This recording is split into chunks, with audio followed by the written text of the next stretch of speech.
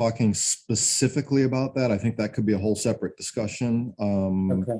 I did not include his specific points in the agenda, but it does get into the same stuff that we were talking about last week. We'll kind of continue that discussion this week. Make a quick run to the bathroom. Give me a moment to get organized here. Ben, you can help with notes today. Yep. Thank you. Boy, lots of comments going on in the hub this week. Yeah.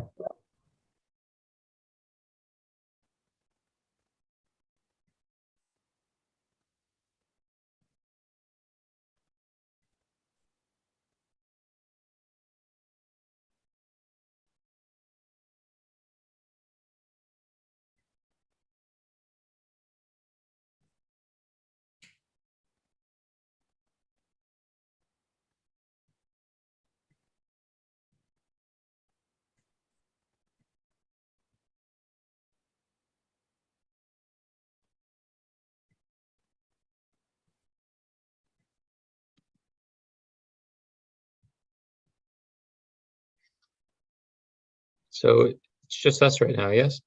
Yeah, until John gets back, it's just you and me. Okay. For anybody watching, we'll be starting shortly, just letting folks gather. So we can see. Yeah, there's nobody watching right now anyway.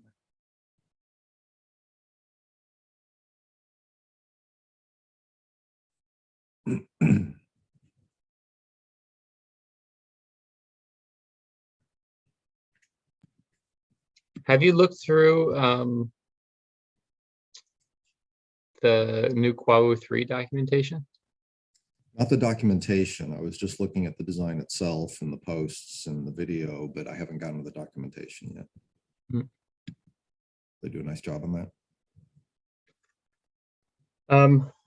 Yeah, and it's interesting. It seems like we can get these posts from people saying, I'm looking for a transhumeral device, and then it's, at the same time you get here's a device and here's the request. It's just an interesting thing going on in the hub right now. Well, it's just the three of us, but I guess we'll get started, and hopefully we'll be joined by one or two others. I guess we'll go through action items first, skipping the one for Alexander Masvi. I did set up this spreadsheet. There is a link here. So I think I'm at a point where I'll sort of ask you, Ben, for some help with this in figuring out kind of how we go forward with this list of needs, which, by the way, I've been adding to. Because I really need help. If somebody, every week I'm still updating these metrics that we track here, which is, a spreadsheet. I'll just show you real quick. So just putting all these numbers in here each week, which come from, mostly our metrics in the hub, but a couple of other places as well. Would really like somebody to take that over, updating the metrics on a weekly basis and the reporting. As well as I'm still looking for somebody to help with maintaining the device catalog, and that wasn't in here. In fact, I was just looking through my emails. There's probably 5 or 6 designs that have been submitted that haven't been added to the catalog yet, and I'm very sorry about that, but it's just not something that I've gotten to, and I don't have anybody else to help with that right now. So as soon as we can find somebody that can help us maintain those catalog pages, we immediately have, half a dozen or so designs that I'd love to get in there. I wonder if part of the, if you go back to that list really quick, part of the process is also going to be looking at kind of simplifying some of this stuff. So is it possible to have weekly enable metrics and reports be automated in some capacity? Having the new members to the hub automatically introduced, having that weekly report does make it a whole lot easier. It would be wonderful. It wouldn't be too hard to do, but there are a couple of steps that are being done manually now that somebody would need to write code for. And that somebody is unfortunately not me. So anyway, I will continue to try to capture things as they come up through our discussions on this list. So I guess we'll just use this as kind of our official record of the things we're looking for leadership in right now. And, you guys should have full access to this, so you can help to, add items as they come up or put in notes of potential candidates, etc. So we do have that spreadsheet. I'm going to, I already have the link down below, so I'm going to go ahead and just cross this off here from our action items. I was also to review Bob's job description that he put together for one of those tasks, which is the matching platform analysis effort, and he did a really great job. I don't think I really made any edits, as a matter of fact. I think this is ready to use, except for specifying. I don't think that a 6-month duration is really realistic. We should talk more about this. This is being the analysis effort of just looking at what we need and what the best platform is for us to focus on. I would certainly hope that this is a sort of more of a 1-month time frame than a 6-month time frame myself, but that's up for discussion.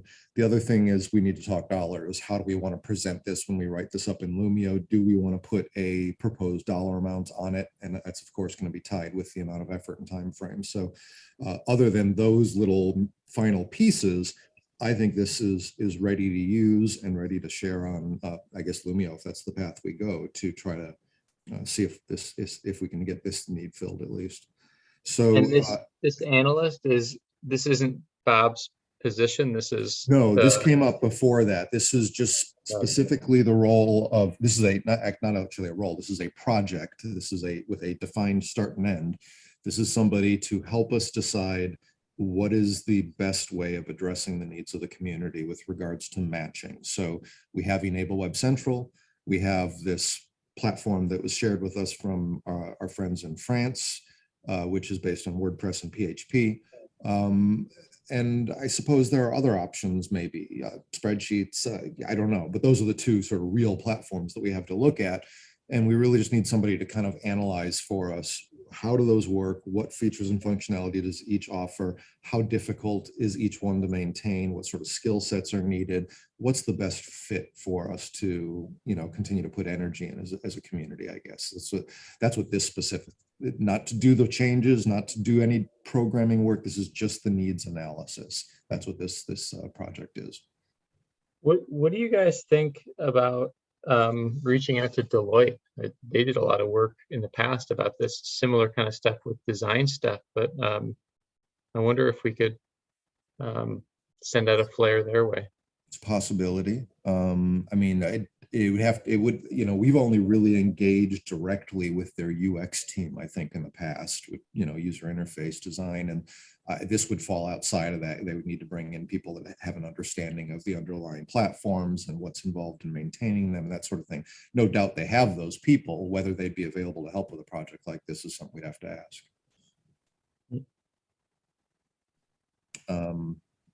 Who, just so we can not lose that one, who might want to reach out to our friends at Deloitte to ask about that?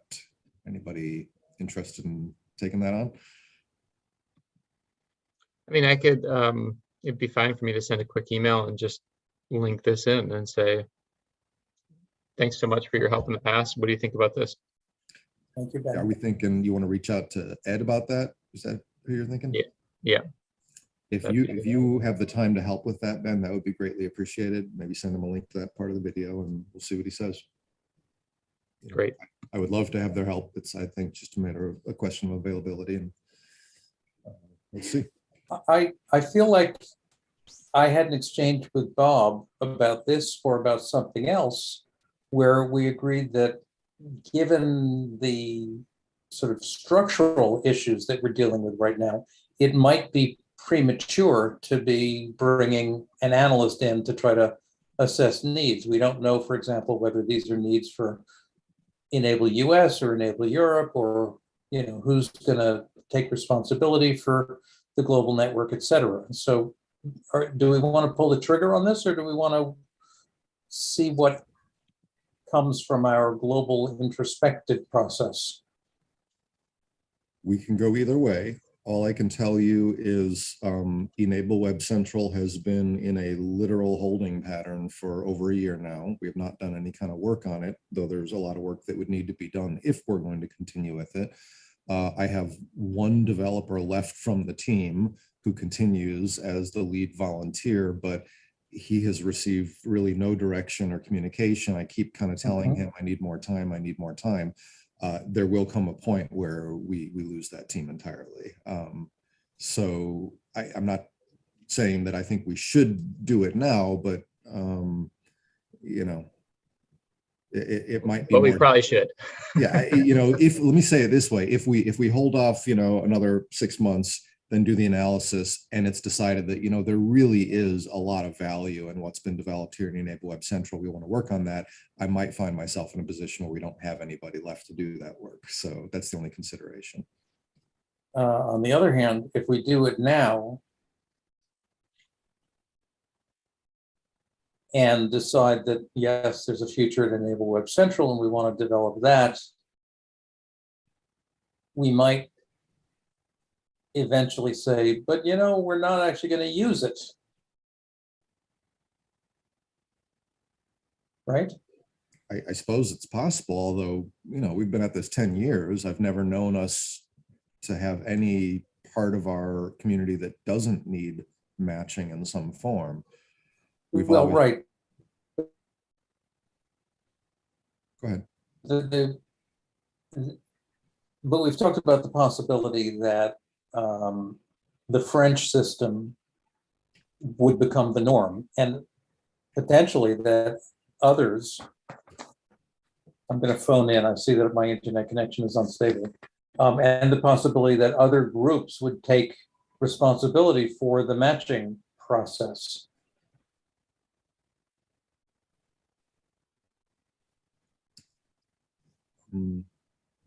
Yes. I'm not trying to block this. I just want to. Those are all possibilities. I just don't know how we would know that without doing this analysis. That's Okay. kind of the Okay. Good. we have all these unknowns. I don't know. I mean, does anybody else, Andrew or Ben, you guys have any thoughts? I mean, I guess waiting is always an option. Is there a good reason to not look for somebody to do this analysis right now? You know, one thing that we could start with is to ask your one volunteer who hasn't had direction in a while to summarize the e-NABLE Web Central platform as part of this, you know, informed by what this analysis is looking for. He's the expert, and he's with us currently. So if he can define that, we could potentially even ask, I don't know if we can necessarily ask somebody on e-NABLE France's team, but we could basically have something to compare that shows how this stuff works. You know, John, I'm looking at this now, and and I do see that it references the e-NABLE France system, and it says the purpose is to research and analyze these and other potential apps and procedures with the goal of recommending the best approach. So I don't see a reason to hesitate. I think it would be useful information, and that it's not just about e-NABLE Web Central. It also allows us to say, should it be e-NABLE Web Central? Should it be the French system? Should it be something else? Right. Yeah. And having a third party looking into that would be great. And actually, I think Deloitte would be terrific because they're a multi-country organization that might actually be able to. I think this is actually the kind of thing Deloitte does do, is to look across enterprises. To what Ben was saying, I think the most of those details exist already because we previously wrote up a job description for volunteer match for, you know, that's how we found our current developer. And so I have a pretty good description as far as the architecture of the application and the skill sets involved. Now, there have been some changes, just it's hosted on Azure now, but that doesn't change a whole lot. I mean, other than the way it's hosted, that basic description still probably applies pretty well. So, I mean, I could ask our volunteer, Neil, to, you know, maybe write up a little high-level summary of how it's hosted now to go with that. But I think I can get you most of it. I think the analyst can ask for that if the analyst needs it. I'm now enthusiastic about going forward with this, especially if we can get someone capable of dealing with the full scope.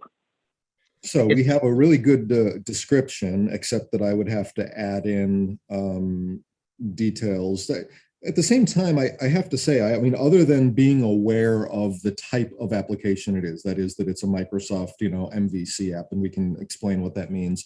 I don't think we need to get too much into the architecture details for this, because all they really need to be looking at is, what can the system do? How does it operate? And, how generally, how difficult is it to, to maintain? Right. If we were to decide to go forward with e-NABLE Web Central, then we need to start doing work on it. That's where we need that real detail, because then we need a developer who can actually do the work. But for right now, there is, I think, a pretty decent description in here of the systems and what we're looking for. So we could put this up on Lumio as a discussion. The question is, do we kind of go forward as is, get the discussion going on Lumio, leave it without a set duration and dollar amount and let that emerge through the discussion on Lumio? Or do we try to come up with something now as a starting point? What do you guys think about how to move forward with this? My sense is leaving it Well, open if could be helpful. I was just going to say really quick before John jumps in that linking in that you said you have a description, a job description that you had put together, linking that in would be great. And I guess, I wonder if it's worthwhile to reach out to e-NABLE France to see if they have something similar. Because right now they sent you something that you could copy, but they also just did this whole project update. So they might have something that compares, the new features with what they initially had. Even if it's in French, we can just translate that or link it in. Yeah, are you in contact with them? Do you want to see if they have if they have an updated version they want to share with us, or see at least what's different? Of documentation? I'm sure I could. Well, it sounds like they might have updated the platform itself too. I wouldn't be surprised if they have. And if so, before we start our analysis, I'd like to make sure that we have the latest on our end. John? this only needs to go to Lumio if we are funding it. But Correct. I now think that Deloitte should be our first stop. That's a fair point.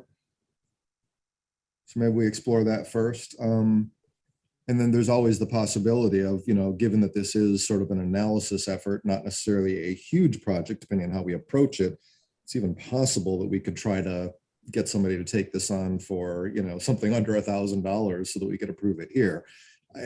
That seems a little bit slim to me, honestly, given the amount of work that would go into this, but just putting that out there, somebody might be willing to do it for a partial pay sort of approach. Whoa. Not sure what.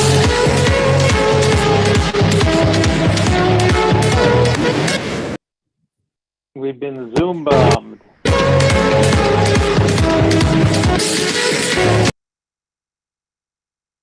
Wow. That's Never had cool. that happen before. That's hilarious. Yeah, it was pretty funny. How do we clear transcripts now, or annotations? Let's see. Clear annotate. Here we go. Oh, disable The annotations. text is Vietnamese. It's pretty cool. Disable annotations. Oh, wait a minute. Can you? We need He's to block back this already. guy before anything else happens. Can I what? He's already back in the call. You need to block this guy. He's back. Yeah.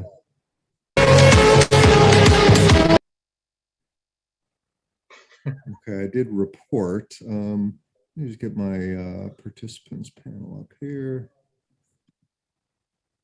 Okay, let's see. Wow. Enable waiting room just for today.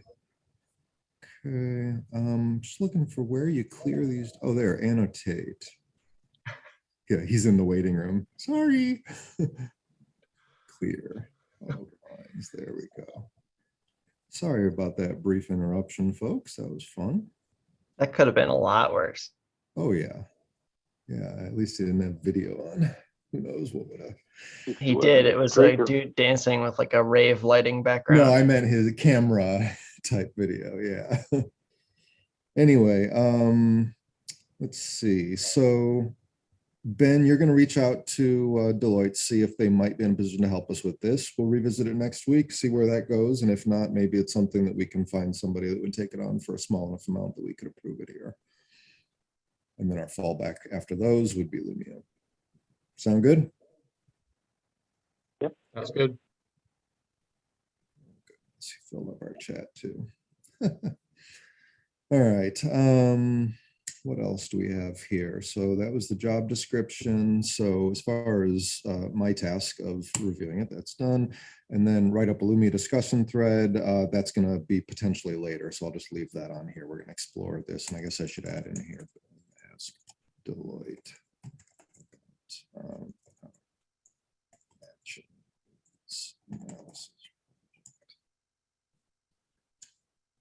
Okay, Ben, speak with Kyle about that potential FlashForge partnership. Any further discussion there?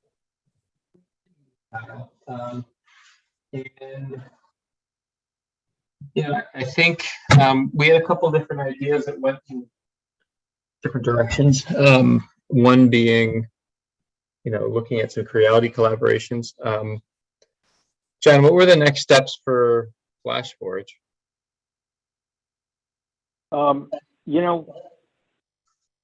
I think it's to see whether Creality nibbles first, and then we deal with FlashForge. Yeah, there was sort of this idea of, having some small funded projects and seeing if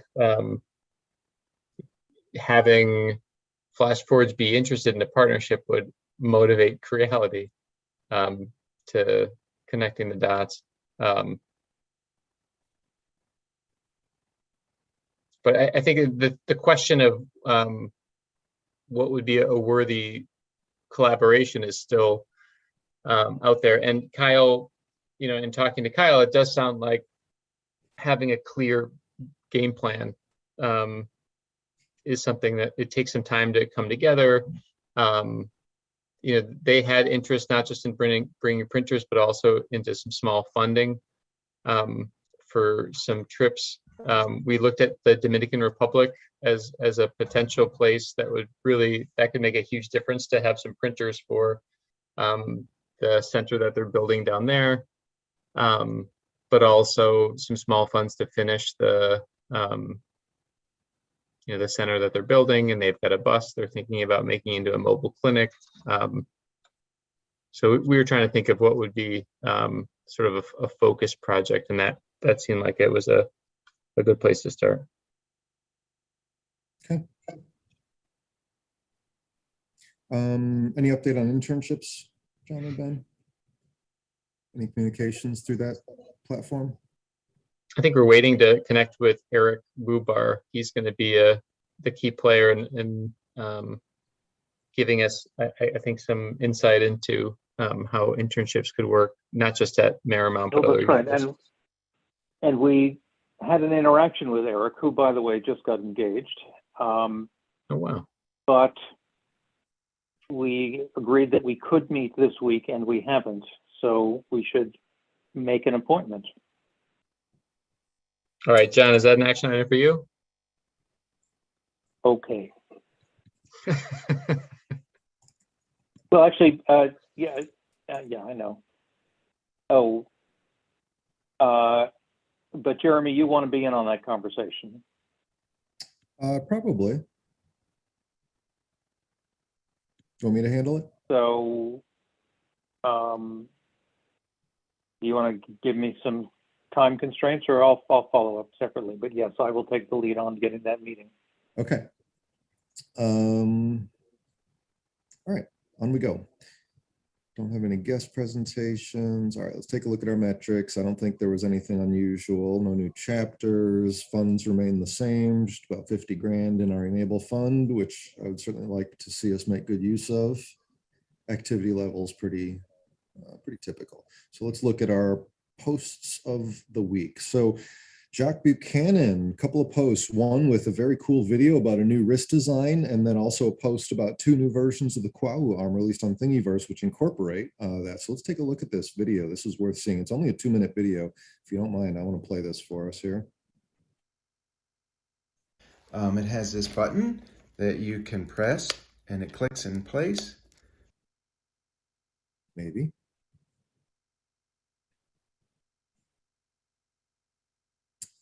And rotates around. Okay, maybe not. I don't know what's up with my internet today. It's flushed. It's sort of carved by the code out of the hand itself. Okay. This is the new hand design. It's got a lot of changes I'll go through later with a new arm design that sort of has a flexible plastic design, lots of things I'll talk about. But the wrist does scale. So this is sort of a child's size compared to my hand. This is a larger version where I've just showing you, this would be the hand, and this is the spring piece.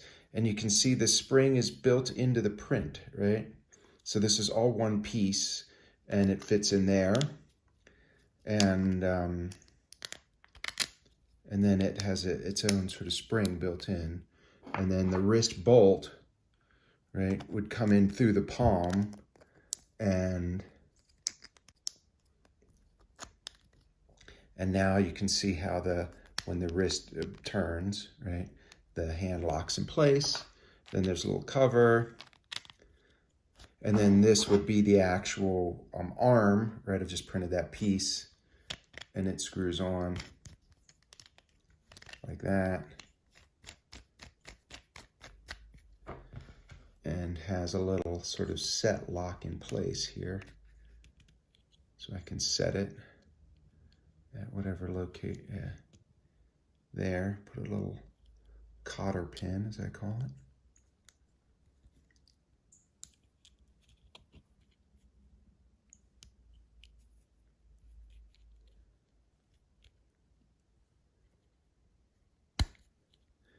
And now that sort of has a button, it clicks and rotates and locks in place. Really nice. So Pretty cool, huh?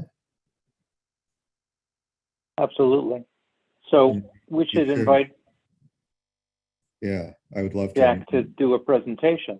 That would be great. He shared his two Thingiverse links here. One of these is a socket version. Looks really beautiful, as you can see there. And the other one is a wrap version. It looks like leather to me he's using there. But beautiful looking designs. And that's a great idea. Ben, are you still with us? You mind reaching out to Jack to see if we might be able to, I don't know if this time would work for him, but maybe we could arrange something separate. I'd love to get a presentation somehow. Yeah, we could even look at getting a presentation in May for, I'm trying to think which community meeting would be the best. A focused follow-up, it could be. It could be, yeah. Or we can just have them, come into the town hall meeting, whatever you guys think would be great. I'd actually prefer the town hall meeting. I just don't, where is he based? Colorado, I think. Oh, Yes. okay. It's not too early. Okay. Yeah, I'll leave it to you guys if you want to reach out to him and see what would work best. I mean, it'll be recorded either way, so I don't know that it matters too much which meeting we do it in. Could be both. It could be you could come to do a town hall meeting, and then through that meeting we figure out what would be a helpful way for sort of a workshop on his end. I see But there's a James in the waiting room right now, which I'm sorry, I'm not buying. So for anybody watching on YouTube, if you are legitimately trying to get into our meeting today, you're going to have to use your full name. So I know it's somebody that we know.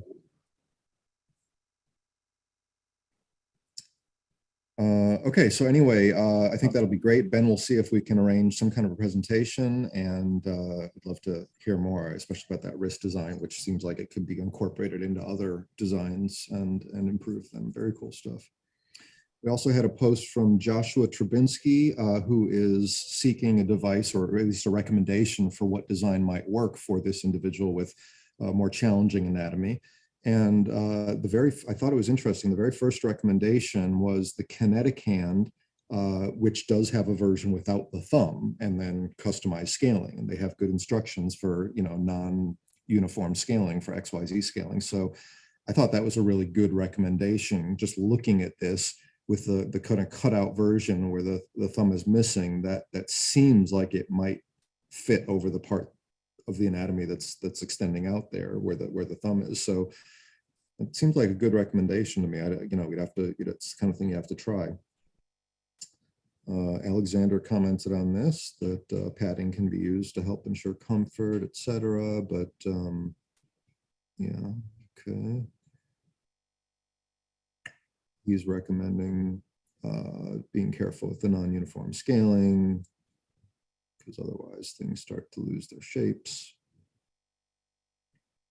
And some people expressed interest. Anyway, just wanted to call attention to that. Anybody else have any suggestions other than the kinetic thumbless? Negative. Okay, on we go. John Grundy, we got a teacher here who is interested in starting a chapter. Let's see, he's teaching chemistry, physics, and engineering in an all-girls high school in St. Louis. They're already using 3D printers. They're very excited about the prospects of starting a chapter. And this just caught my attention. I added it here for discussion because it kind of ties in with some stuff that we were talking about before and some points that Bob had brought up about, like, okay, they're going to start a chapter. These girls are all excited. They got their 3D printers. They're ready to help people. What's going to happen next? They're going to come to us and say, okay, we're ready. How do we find recipients? And we're going to find ourselves in the same situation that we so often do. There was another teacher then down here that commented that she also teaches an all-girls school, but they don't have 3D printers and they're not really sure how to get started. They love the idea of doing a chapter, but they don't really know where to go. And these both kind of got me thinking about, we've talked before about there being so many other ways that people can help other than just 3D printing devices. And since we've seen pretty clearly now that there's not a whole lot of value in people just printing more devices in generic scales, not making them for specific people, those don't often get used.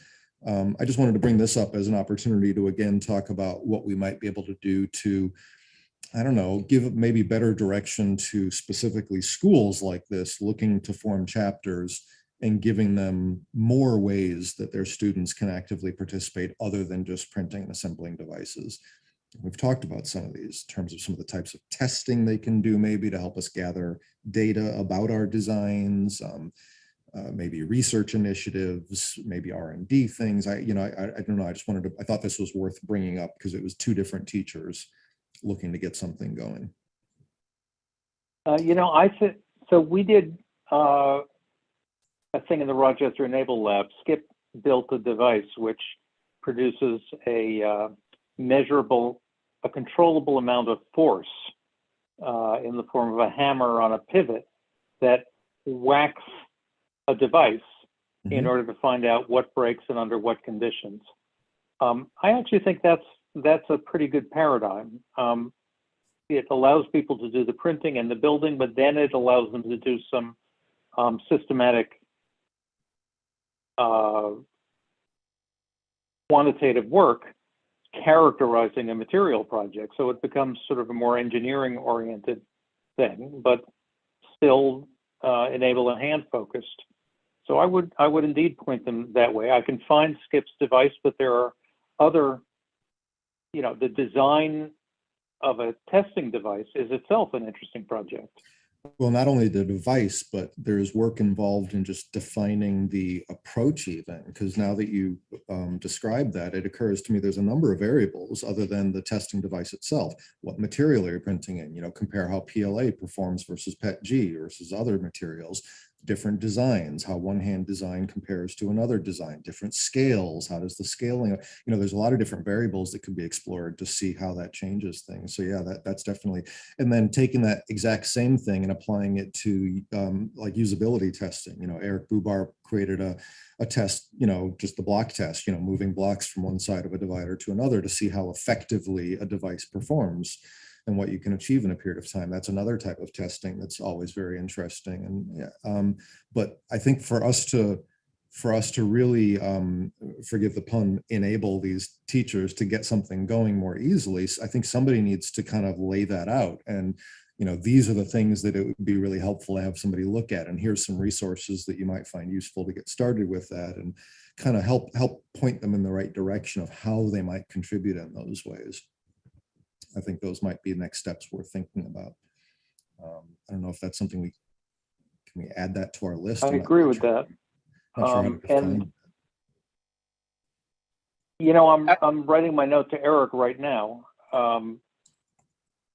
And he may well have done some things along these lines. So I think that's one of the topics that we can explore with Eric first as our. Okay, I'll just So put it. I think we should talk to him. It's an example of a kind of a project that might be good for his program and then could act as a nucleus for more generally. Sounds good. There's a number of schools that are doing similar stuff. Ashish in the University of Southern Maine, I think his background is in material science. He's doing a lot of testing of materials with lower limbs and similar to what you were talking about that Skip made. They've got some, I think, professional machines that are basically designed to break your devices and test the strength of the design. So, it might be a coalition of universities or some key point people that put that together, that put those sort of guidelines together to inspire other universities and high schools to fill in the gaps between some of the things that they're looking for.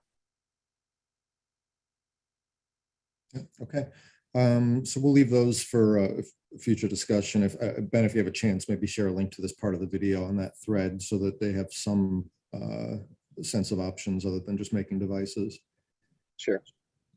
Okay, so upcoming meetings, we've got the Bionic Design group meeting today, and then the education meetup on Monday. And I'll just pull up the full list of April events here, Ben, if you want to share anything you'd like here. Sure. So we've got the Bionics Design group today with Skip and John talking about the Moto Gripper and really looking at the value of low-tech devices as kind of an overarching theme. Monday, we have e-NABLE Education with Jeff Powell, and he's going to talk about his network with 4 universities working together, supporting family events and follow-up, which is, I think, been something that other chapters have struggled with. So that could be a really great opportunity for chapters to learn a little bit about that. The following Monday is the chapter leaders meeting. John is going to be hosting a discussion about the current situation in Europe. And he's got some feedback from several chapters in Italy and the Czech Republic and other places. Anything you want to add to that, John? Yeah, I'm curious what feedback you've No, got. I'll just say that Europe is shorthand for Europe and the Ukraine situation. A lot of chapters have agreed that they're all sort of wondering about this. A few are involved in potential activities, but haven't seen the demand yet. I suspect that fresh amputations are not candidates for prosthetics, but that the demand is going to be emerging. And so this will be a first conversation with European chapter leaders about a possible role for e-NABLE in Europe, and just for them to update us on how they are finding their brave new world. Yeah. All right, look forward to learning more. Oh, and then I'm giving a presentation at the new member meetup about the needs we're looking for help with. So, and that'll be that following Friday. Yep. And then the final session that we have scheduled currently is Eric and Mateo of Paraguay have some updates related to their lower limb designs. So they're going to present on materials, considerations, services, and partnerships involved with supporting device users using lower limb devices. I'll have to follow up with them. It'll probably be in Spanish with captions. Awesome. Okay, lots of good stuff. All right, so then as far as discussion topics, I didn't really change much on the agenda here because last week we were engaged in a kind of the big picture discussion of just kind of where we're at as a community on our 10-year sort of anniversary year here. We've talked about some changes happening with regards to some of us having less availability than we used to, a couple of us sort of retiring from the mix, and just looking at sort of how we move forward. And I just wanted to continue that discussion here, just as kind of a reminder or an update for those that weren't part of that. One of the things that we talked about is that things in the US here are a little bit different.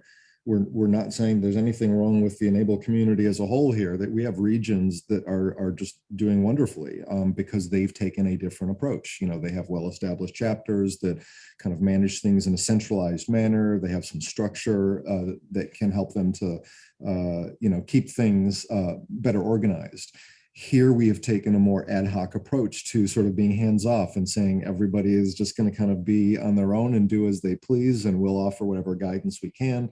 But we don't really have any kind of an organization here in the US that is overseeing everything or tying everything together. It's a bunch of entirely sort of independent chapters and volunteers. And what has served as a central organization really is this body right here, the group that just happens to be meeting regularly here and taking it upon ourselves to get these things done. But the downside of that is when multiple people all of a sudden find themselves in a situation like we do now, where we are not going to have the same kind of time going forward. Now we have a challenge because we were dependent on these individuals. So that's the discussion we're having. How do we go forward? How do we, either replace ourselves in some of these responsibilities or even change how we're doing things so that we don't have to have individuals managing some of these things that we've been doing. I'll just leave it at that for now and open it back up for discussion. I saw, John, you had your hand up. I had my hand up on another topic. Oh, that's fine. If you want to talk about something else first. I just wanted to say that in addition to Jack Buchanan, I see that Nate Monroe has been involved in an email, and he has a 2022 NIOP catalog, which has not been fully released yet, but he sent the catalog.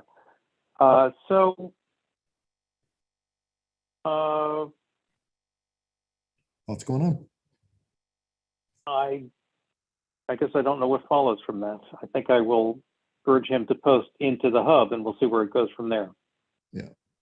Well, I mean, one thing is clear. We need fresh leadership, I think, here, regardless of, bigger discussions about organization and the form that our sort of organizational oversight takes. That might be another discussion, but we need help. We need people, And the challenge is always finding people that are able, in a position to be able to contribute a meaningful amount of time and energy, and are the type of person that's going to stick with something. Because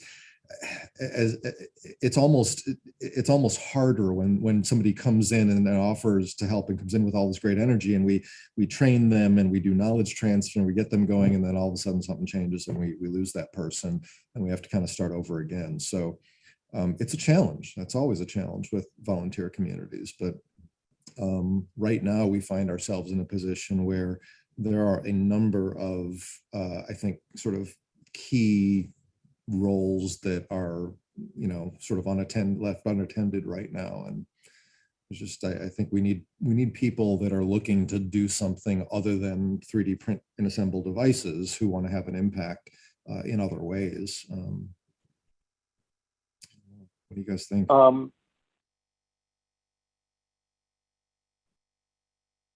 Right. So, my only new thought about this, and maybe it's not new, is that there's this whole ecosystem. Maybe we talked about this last time, but today I'm thinking that maybe we just need a full-time jack of all trades staff person, a servant leader who does all of the things that we've been piecing together from volunteer, but someone who's actually paid to to do all of those things and to organize all of those things. I don't know, one of the functions of these group meetings has been to coordinate this loose collection of volunteers, and to talk about initiatives and things, etc. But the routine activities, the ones that Ben has put into place, the ones that Jeremy has been doing, and so on, they could be rolled into a simple full-time position. Rochester, for example, eventually, or I created the Rochester Cycling Alliance, and we eventually hired a full-time Rochester cycling coordinator. The organization still meets, but you've got someone doing all of the recurring tasks to keep the organization puttering along. We've lost your video, Jeremy, and you're on mute. I don't even know if you're still with us, but that's my latest statement on this. I was going to mention, I feel like there are people that have chapters that have paid positions in the US. It seems like instead of trying to create a new sort of organization around a volunteer group, it might be worth finding one of these very established chapters in the US and seeing how some of the things that we've been piloting could be embraced as part of their mission. You know, and we've talked about meetings with Eric that are going to be coming up, but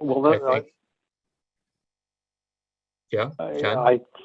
I think that's a good idea. Sorry, I think that's a good idea. I think we could even think about funding a chapter to take on these trans chapter activities. Well, I was thinking the similar lines, but another option is we form a new chapter, you know, specifically for this purpose, that this would be sort of a support chapter, not involved in making devices, but involved in helping with administering the hub and our online infrastructure, and eventually might be able, you know, we talked about these other things that, like, well, the US maybe doesn't need to focus so much on making devices. Maybe the focus is more on R&D or platforms that could support the overall global community. This kind of a support chapter might be an umbrella where maybe the first paid role is an admin. Maybe the second one, though, is somebody to help lead R&D. Maybe there's somebody to help with, you know, development. And those could be sort of paid roles funded through this chapter. And I'm just thinking that could be handled through our existing framework. Where now there's this chapter. That chapter writes up a proposal on Lumio to say, this is what we want to do next, and this is what we're requesting from the Enable Fund in order to accomplish that. We let the community vote, they approve it, those funds get allocated. That's one way that we could think about approaching that. And the only caveat with that plan is that creating a new chapter involves extra time that sounds like is in short supply of this group. So that's why I was thinking of just having and ideally it would be a chapter that already knows the ropes. I think Ben is right that there are chapters with years of experience running a successful chapter that and developing a succession plan for future chapters. For future leaders of their own chapter. And yeah, you're right. I think that's right. I think and we could figure out a way of next chapter leaders meeting after this week's month should invite a number of those sophisticated chapters together and float this idea with them. I think that's a really fresh approach. Yeah. That does sound interesting. And there could be some bridging. I mean, it doesn't necessarily have to be, you know, like John said, it doesn't have to be saying, you know, hey, we've got all these things that we need you to do. It could be something where there is sort of a pilot of co-sponsoring a new position underneath their umbrella that has this sort of wider scope of kind of a US coordinated system. Then we have Jeff Powell doing a presentation soon. What's the stated topic of that presentation, and what's the venue? It's focused on the network of 4 universities that he's brought together, and how he's sort of used that cross-university network to support follow-up and family events. And which of our, what slot is that in? Education, enable education. Okay, I think we should see whether he wants to expand the scope of that, because he's a prime candidate. He's already figured out how to support 4 chapters in a programmatic fashion. Well, and that's statewide. So he's looking at North Carolina. I think it would be really interesting to see maybe in that call if prior to that presentation we can try to collect other partnerships. There's that one group in Ohio, I think, that has also worked with Jeff Powell a little bit. There's a couple other instances of U.S. cross-university collaborations. It seems like there's a trend of having it be kind of within a state or a state education system.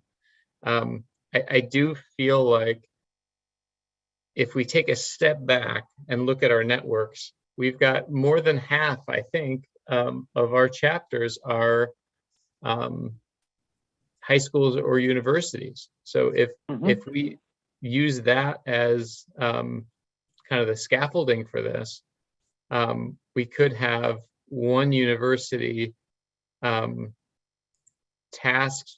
one university chapter tasked with managing all of the educational chapters and informing the other chapters of initiatives and priorities, right, and challenges. And there could be one university, like Jeremy was mentioning before about the testing. You could have a couple universities that raise their hand and say, we want to do testing. And then you could have a couple universities that say, we want to do follow-up. And we have a couple universities. You could have these initiatives, right, that plug into sort of a larger plan. But I do wonder, Eric Bubar, with his new program, having him join that education meeting, if it's possible, with Jeff Powell, right there, you've got,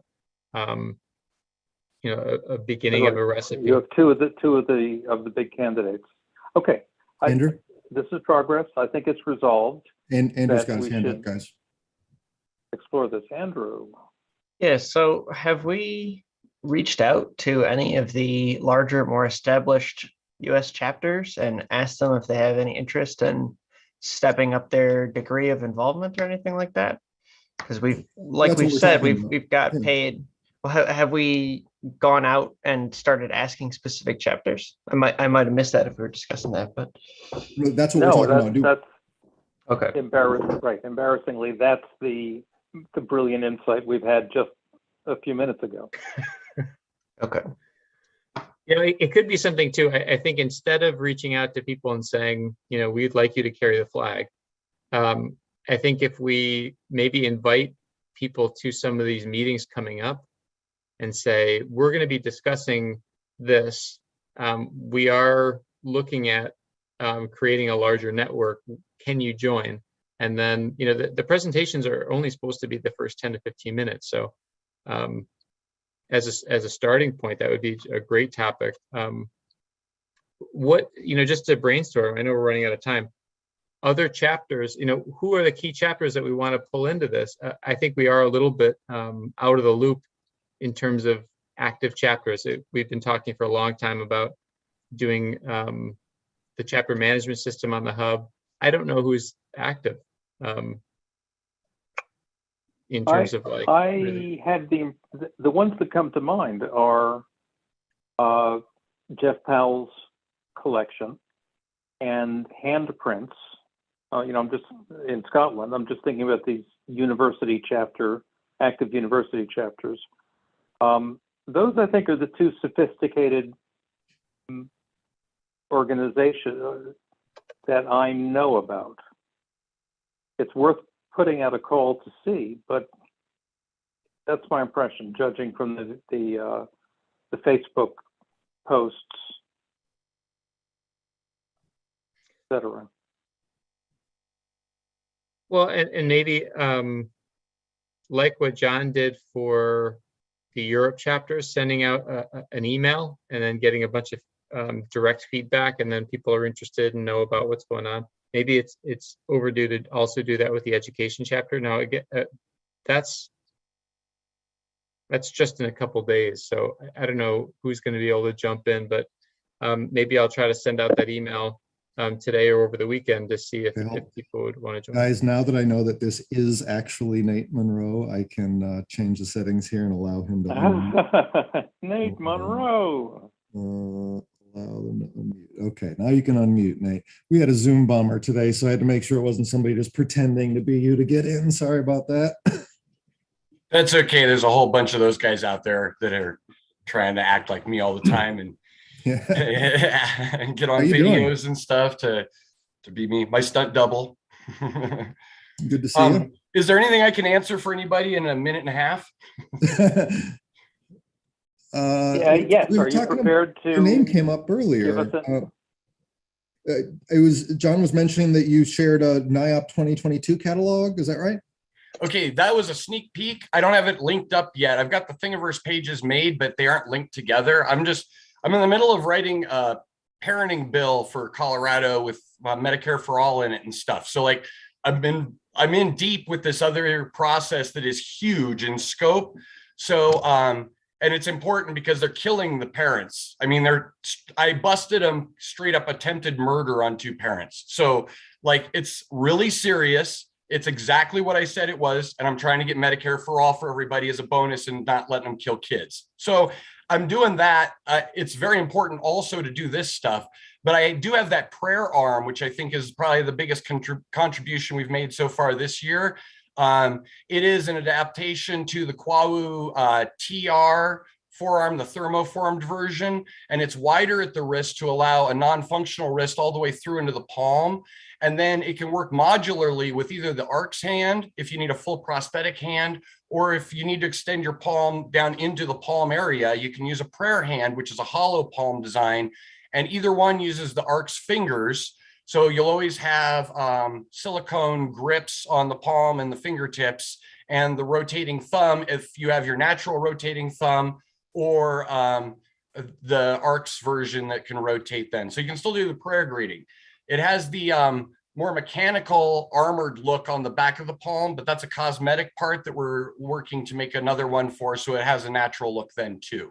The wrist already looks very natural, so it's close to that. I did notice that Jack has updated the Kwawu 3.0 this week, so I need to go look at that. Obviously, I haven't had time to keep up with any of this other stuff, so I'll try to catch up with that over the weekend. But my next thought would be to probably take that design and update it. But what I don't know what his the connections are in the joints, but if he's still using TPU, I'll go and push forward to make a filament type joint in the fingers, like what the ARC's hand is using, because that seems to be most easily sourced, and they work really smooth, and you can put a metal spring recoil in there. Anywho, that's probably went a little over the minute and a half, but it was better than auctioneer style. Yes, sir. I have 3 one-sentence comments. 1, it's 12:02, and I do need to move on. 2, Nate is back. Welcome, Nate. Nice to see you. 3, Thanks. You should give us a presentation on the prayer hand as well as the NIOP catalog, and we'll follow up to schedule that. Absolutely. We can do that any Friday here, Nate. Fair enough. I need a couple weeks because this claim package should go in hopefully next week. And then there's probably going to be a little Armageddon right afterwards. But maybe a week or 2 after that. That's fine. Just keep in mind, Nate, it does, like, you don't even need to do slides or anything. Just show up, have a device, we'll talk. It doesn't need to be anything formal, just if that makes it easier for you. That is, I've got stuff to show off though. I mean, I have the whole catalog and everything. So like, Yeah. I am Cool. So yeah, I'll have time to be able to do those like little prep things too, if I just have a moment to breathe kind of deal. Sounds good. Okay. All right. Well, we're going to have to let everyone go, but it was great to see you again, Nate, and good to see everyone else. See you next week. Awesome. Thanks, guys.